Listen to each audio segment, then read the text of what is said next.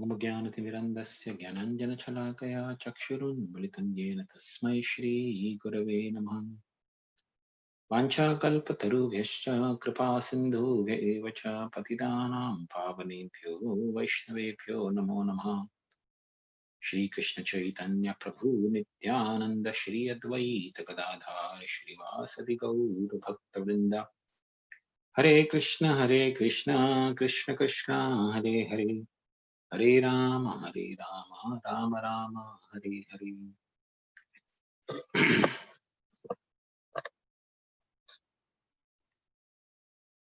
Okay, so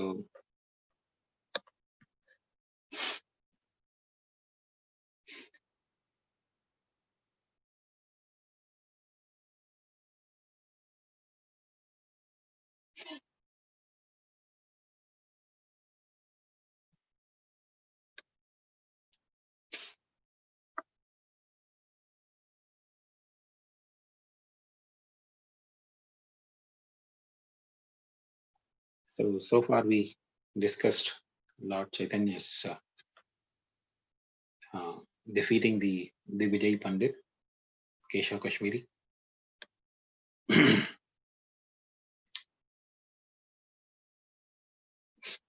Lord Chaitanya was a exemplary householder. In his household life also he was very exemplary, not just as a sannyasi.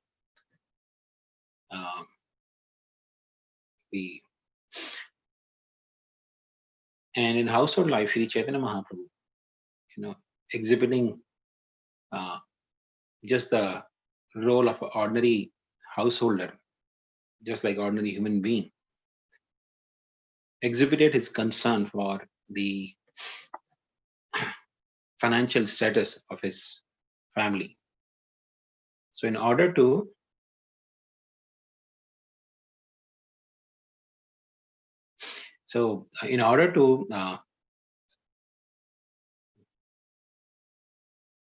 sorry, screen share.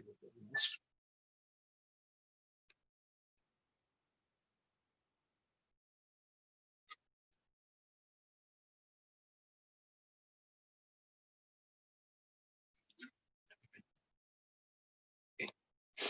Sorry. So in order to have the financial okay. Oops, one second. I think I need to.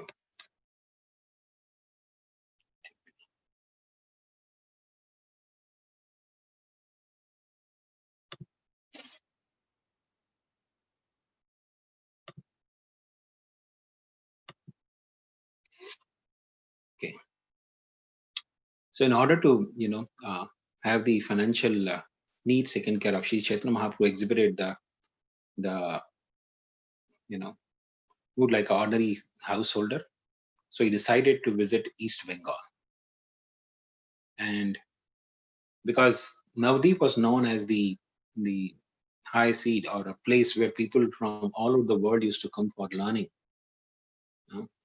So and Navdeep, Sri Chaitanya Mahaprabhu as Nimai Pandit was very famous. People from actually the different places in the world they had heard about Nimai Pandit, so they wanted to come to Navdeep and learn under Nimai Pandit.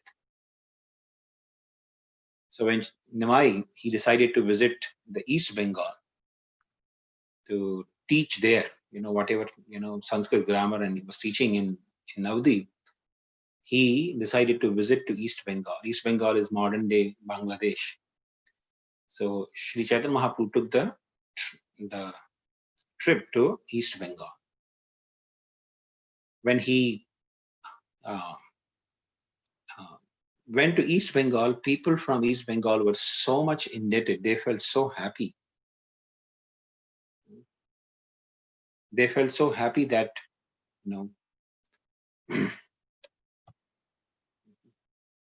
sorry, I'm not able to see the video. Oh, we are not able to see the screen share. Screen share, not able to see. 1 second. Let me try to.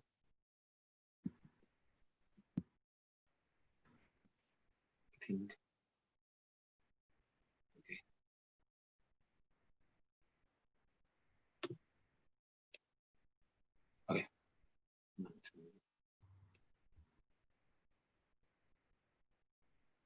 It's available now, right? Okay. Yes, Prabhu. Yeah. Sorry. So people of East Bengal were so happy seeing Nimai Pandit. In fact, people used to try to collect good amount of wealth or Lakshmi so that they could travel to Navdeep to learn under Nimai Pandit. But when the people of East Bengal they saw that Nimai Pandit had come to visit them, they felt so happy and indebted to him. So many students came, and Sri Chaitanya Mahaprabhu spent a very short time there. Uh, and in short time, he actually taught the students, and whoever learned under Nimai Pandit, they actually became the great scholars because we understand Sri Chaitanya Mahaprabhu that you know that the Supreme Lord. So those who had fortune to learn under him, they were not ordinary students either. And Nimai spent some time on the bank of river Saraswati, teaching the students of East Bengal. And during this visit to East Bengal, Nimai met a learned Brahmana whose name was Tapan Mishra. Tapan Mishra was actually a pure devotee of the Lord, but he was very much confused about the essence of all the scriptures. So he had studied so many scriptures, but he was always confused about what is the goal, ultimate goal of human life. And the Nimai Pandit, because he had not yet started the Sankirtan movement, he was still in the mood of scholar. He was exhibiting the mood of a great scholar. He had not taught anyone to chant the holy names of Krishna. But Tapan Mishra was the only person whom Sri Chaitanya Mahaprabhu, he actually taught him the essence of human life is actually to chant the holy names of Krishna. Sri Chaitanya Mahaprabhu taught Tapan Mishra to chant the names of Krishna, and he also instructed him to go to Varanasi. And he told Tapan Mishra that soon I will meet you in Varanasi. Because Sri Chaitanya Mahaprabhu knew that he will be taking sannyas soon, and he will meet Tapan Mishra in Varanasi. So in this way, Tapan Mishra was fortunate to receive the instructions from Sri Chaitanya Mahaprabhu, and he actually went to Varanasi.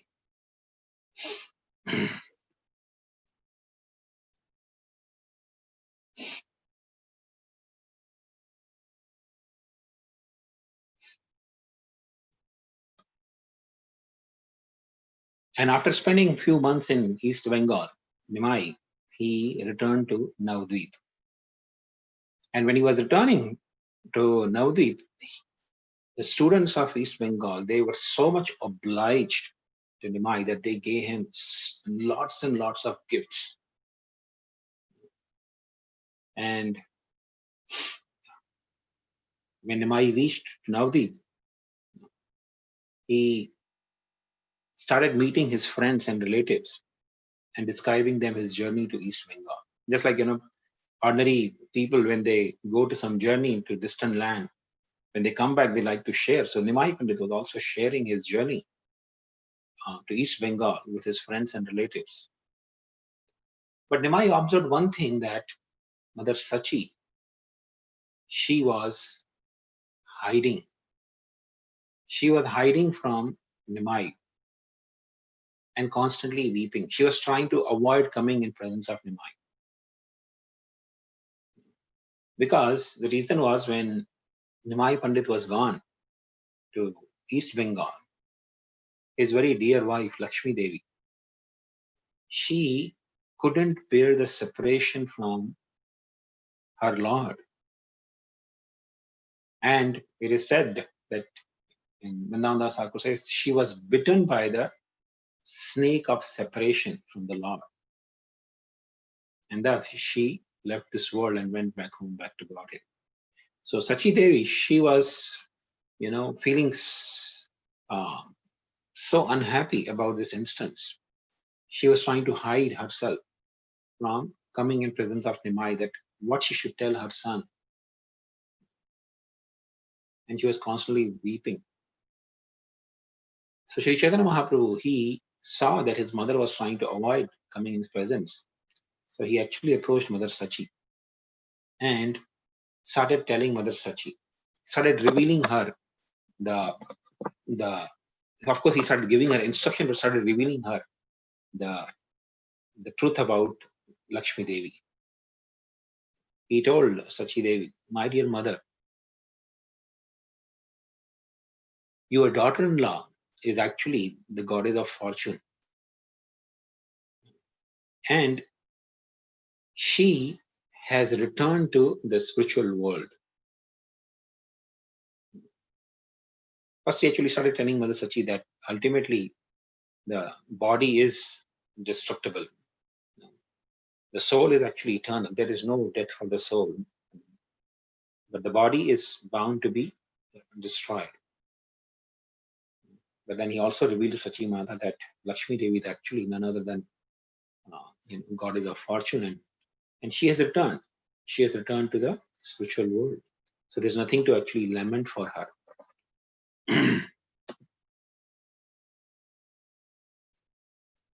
As a teacher, Nimai Pandit was a very exemplary teacher.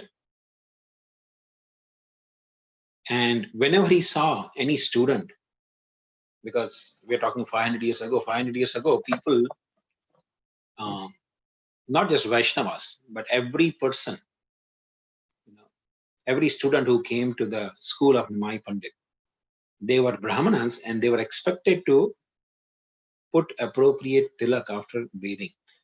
Generally, we think bathing means just going into the shower and coming out.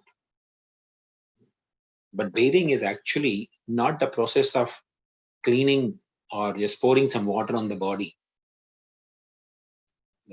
The process of bathing is actually to purify one's physical body as well as one's mind. So the process of bathing is not considered just complete by putting water over the body. In fact, Srimad Bhagavatam says one of the symptoms of Kali Yuga is when a person has poured some water on the body, he will think that he has become fit to come in public. That means in ancient times, people were not the people were not simply considered pure if they came in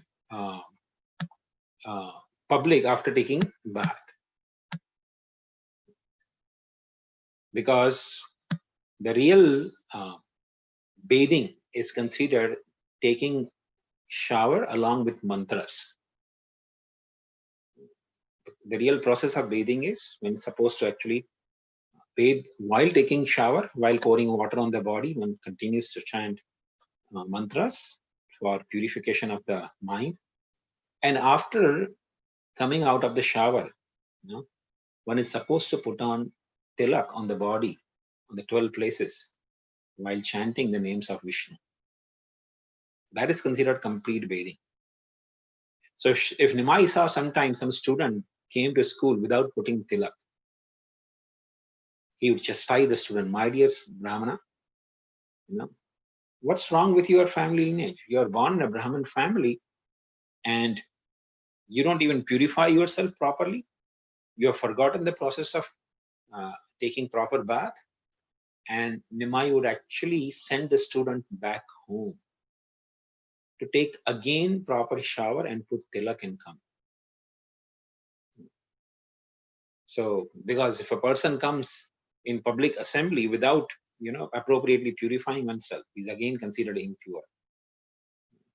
So, in this way, he set a standard that without putting tilak after bathing, if a person comes to a school, he would actually get chastisement from Nimai Pandit. Especially the people of Srihat, they had a peculiar pronunciation. Just like even, see, people from different parts of the world, they have some particular pronunciation. So people of Srihata, they had a very peculiar pronunciation. So Nimai, when he would hear people from Srihata speaking, he would tease them. He would try to imitate their pronunciation. And the people of Srihata, sometimes they would get so annoyed. They would get so angry. They would start chastising, Nimai. And Nimai would not stop. They would be chastising Nimai for his, impudent behavior. He would further tease them, try to even imitate more of their peculiar pronunciation. So, and then sometime, Nimai, along with his friends, they would actually enter into the people of, in the houses of people from East Bengal who used to live in Navadip and destroy their foodstuffs and run away. And whenever, they would catch Nimai and handing him to magistrate, the Lord's relatives will actually pacify the angry party and they would actually take Nimai Pandit, released from the magistrate. Vrindavan Thakur also actually condemns a particular sect of people who are called Gauranga Nagaris.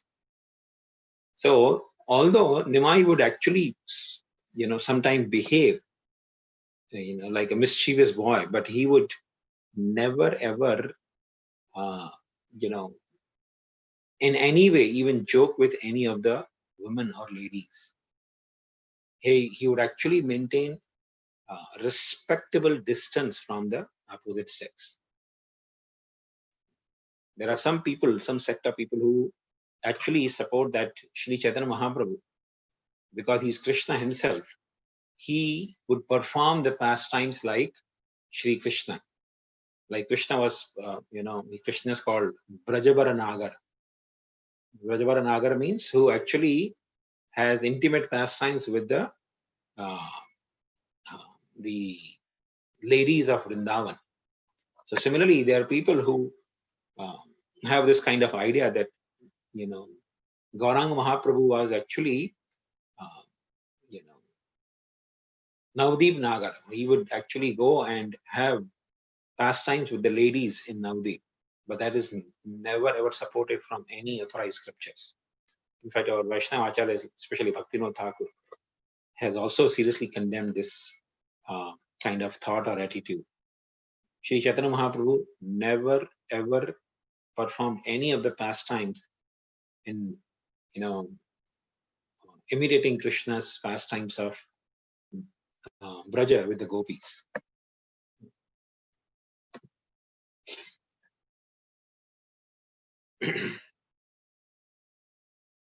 So since Laxmipriya had passed away, Sri Chaitanya Mahaprabhu could see that Sachimata was actually very much concerned and worried, because she always had fear that whether Nimai would stay with her at home or he would leave. So just to pacify Mother Sachi, Sri Chaitanya Mahaprabhu agreed. So Sachimata was sent the proposal to Sanatan Mishra, who was actually Raj Pandit, through a Brahmana. His name was Kashinath Pandit. So Kashinath Pandit, he brought the proposal to Sanatan Mishra about the marriage of Nimai and his daughter, the daughter of Sanatan Mishra, whose name was Visnupriya Devi. So Sanatan Mishra, when he got this proposal, he was so happy. He immediately accepted the proposal. His whole family actually felt very happy hearing this proposal, because everybody knew Vishwambar, everybody knew Nimai Pandit. So they were very happy. And immediately they started preparing. They actually begin the marriage preparations. So there was one devotee named Budhiman Khan. He was a very wealthy man. He had a lot of wealth, and he was actually a great well-wisher of Nimai Pandit and his family. So when he heard about this marriage proposal, he said, this marriage of Nimai would not be like a marriage of another poor Brahmana. I will make sure that people, for all the times in the future to come, they will remember this marriage. And Mukunda Sanjay, when he heard this, he told Buddhiman Khan, why only you will spend? Because Mukunda Sanjay also was very eager to contribute for the marriage of Nimai. So both Buddhiman Khan and Mukund Sanjay, they were so eager that the marriage of Nimai should happen just like the marriage of a great prince. And they made actually sufficient arrangement for that.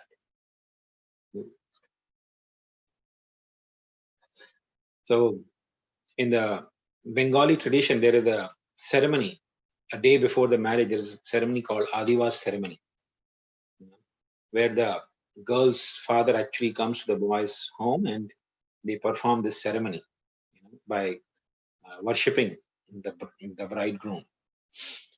So Sanatan Mishra actually participated and Adivas ceremony was performed beautifully.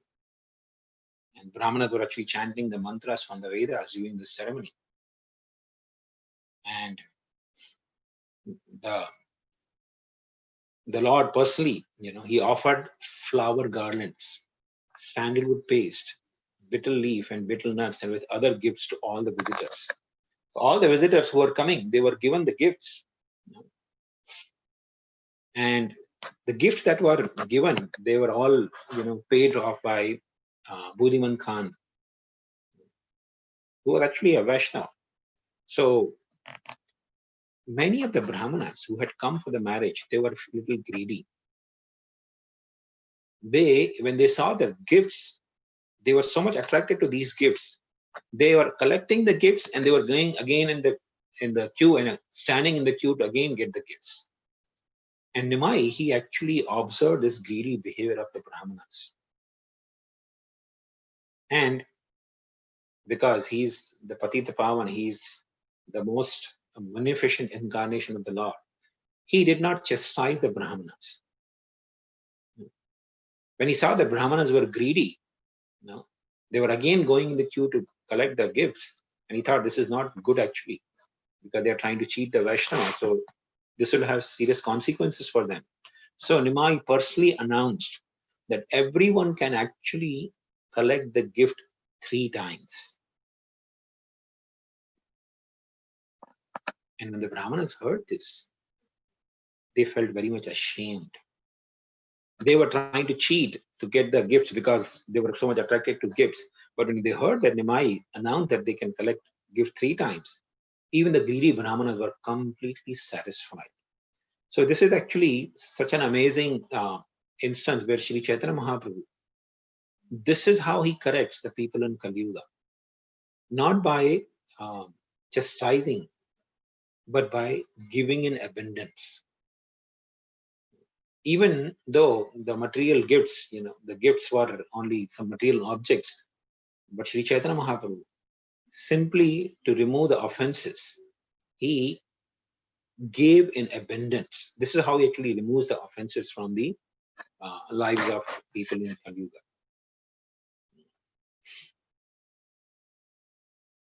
And the Vrindavan Thakur actually explains that in the whole ceremony,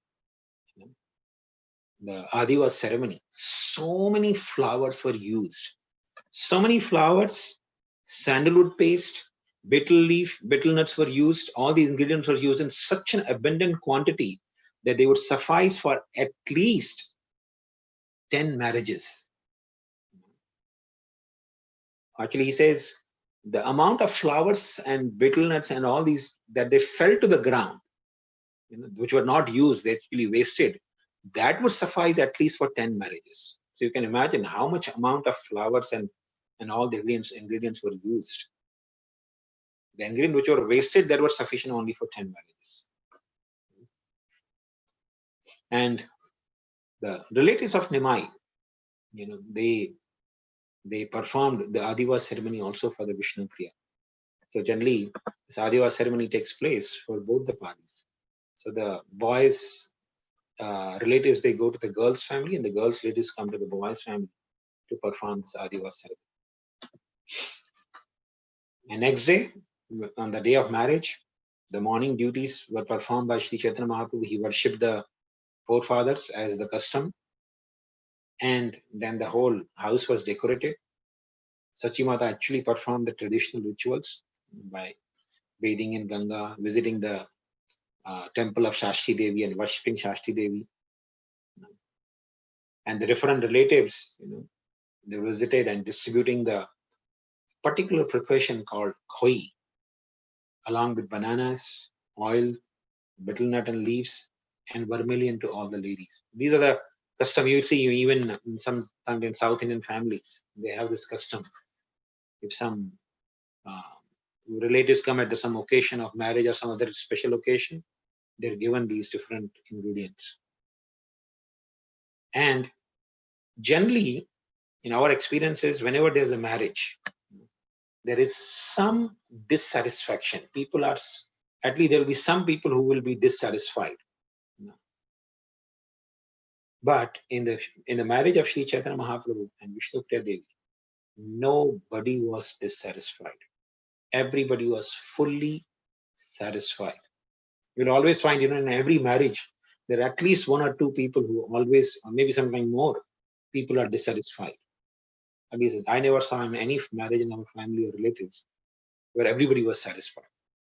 At least one or two people will always be upset and angry and dissatisfied. But in marriage of Sri Chaitanya Mahaprabhu and Visnupriya Devi, everybody was fully satisfied. And the Lord, he distributed foods and clothing to all the Brahmanas who had come to participate or visit in the marriage. And then there was a marriage procession, beautiful marriage procession, where Nimai, the friends of Nimai Pandit, they actually dressed him,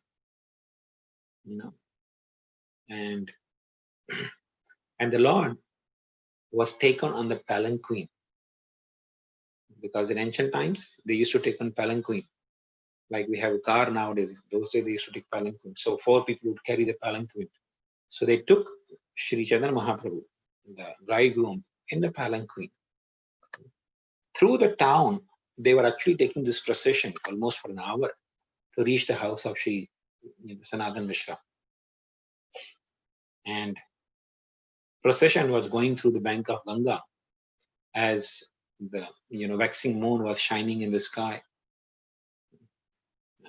And the Lord offered the flowers to Mother Ganga. There were children and old people and all the relatives of Nimai. They were actually dancing. And Buddhiman Khan's employees, because he had a lot of employees, because he was the landlord, a lot of employees of Buddhiman Khan, they were actually holding festoons and colored flags. And when the procession was being taken, when Nimai Pandit's procession was taken, Brahmanas, they were lamenting. Some of the Brahmanas, they were lamenting. They had the grown-up daughters. They were thinking, why we are not able to offer our daughter in marriage to Nimai Pandit?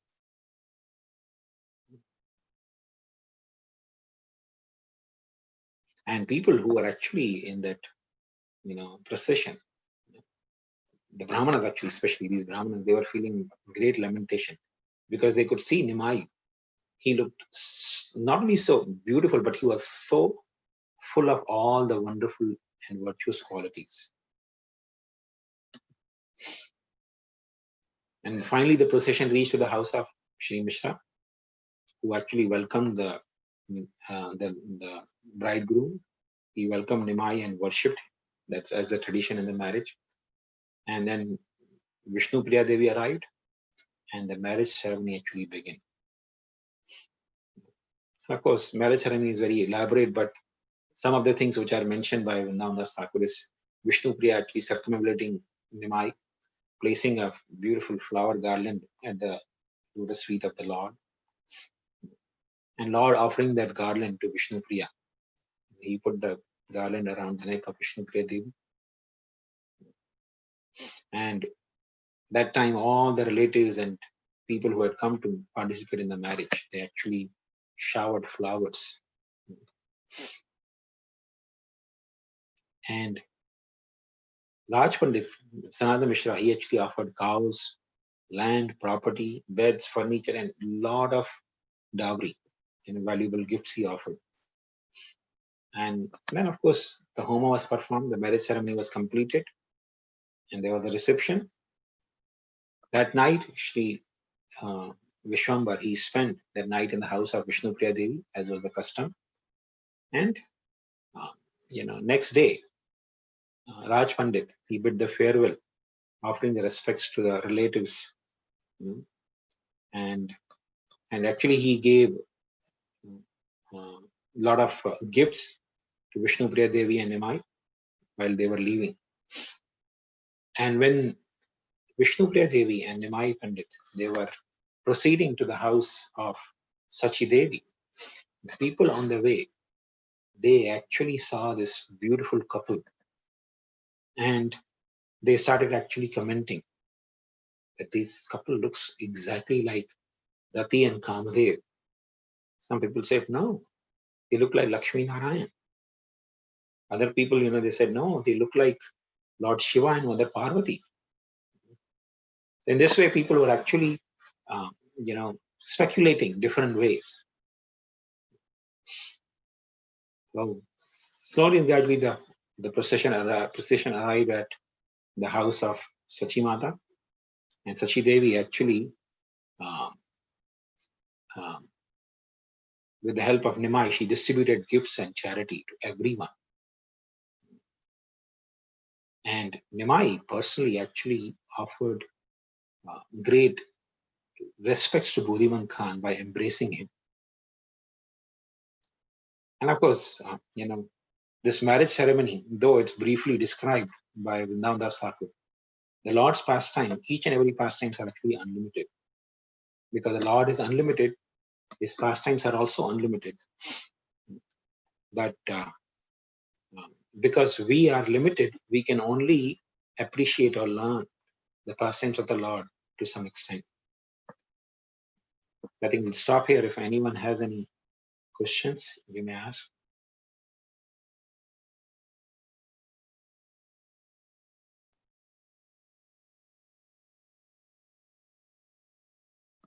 Prabhu, this is Anindya Nityachatas. Hare Krishna. Hare Krishna, Prabhu. Thank you, Prabhu, for the nice description of Mahaprabhu's marriage. So, Prabhu, I don't recall where I read, but it said that the bridegroom party, when they're going to the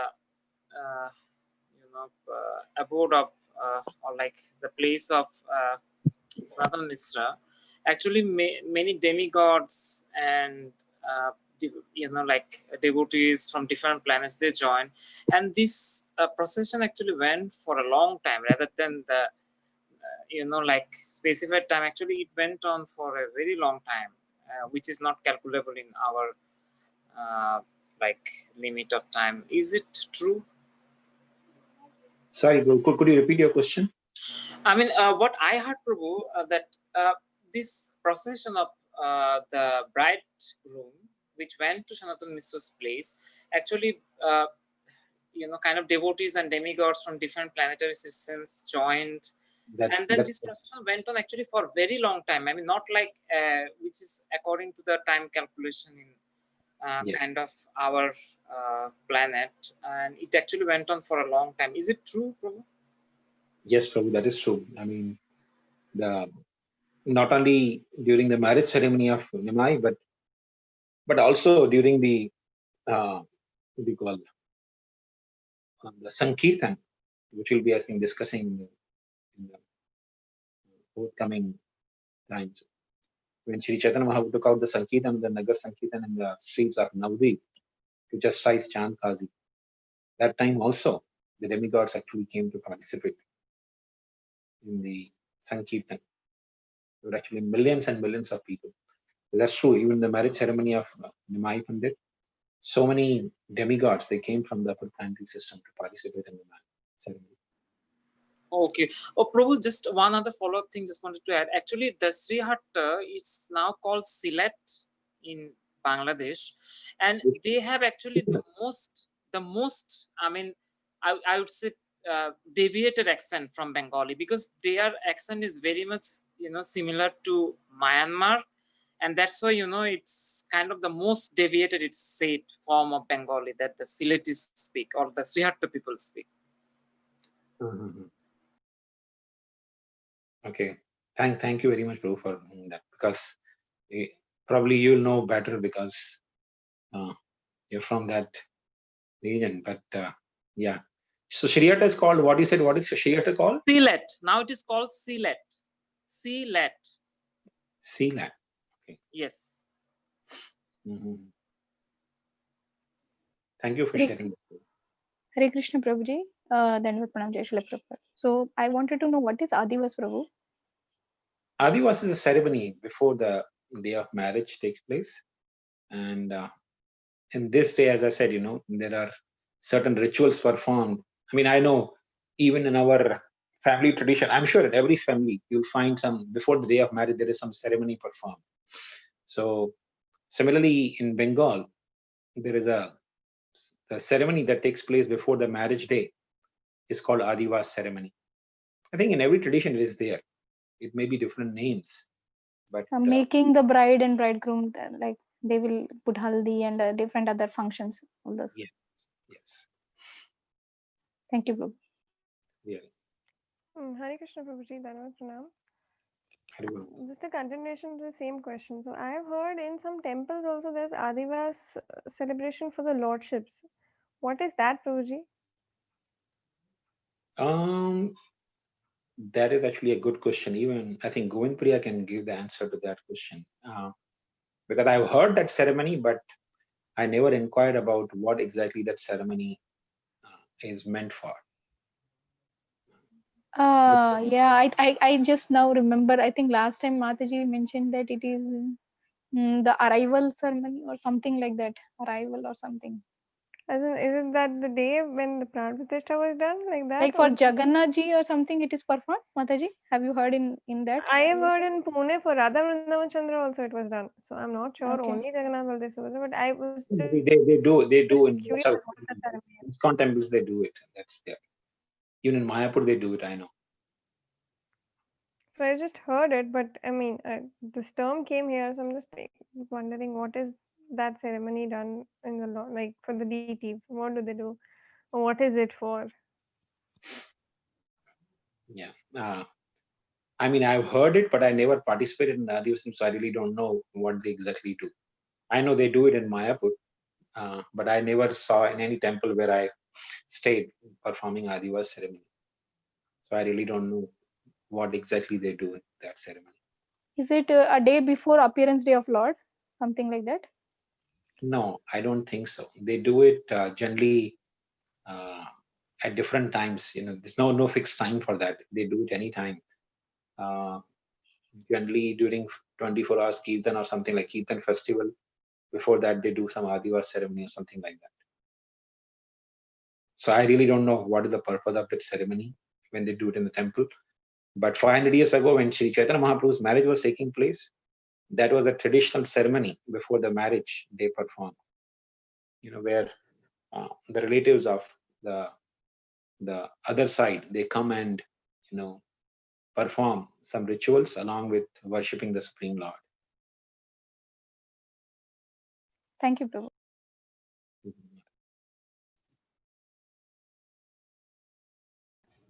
Prabhuji, we can say that Tapan Mishra was the first devotee Chaitanya Mahaprabhu instructed. Well, you can say that way, yes, because he was the only person whom Sri Chaitanya Mahaprabhu instructed before inaugurating the Sankirtan movement. So yeah, that way you can say you are the first person to be instructed by Lord Chaitanya. Thank you, Prabhuji. Yeah. Anyway.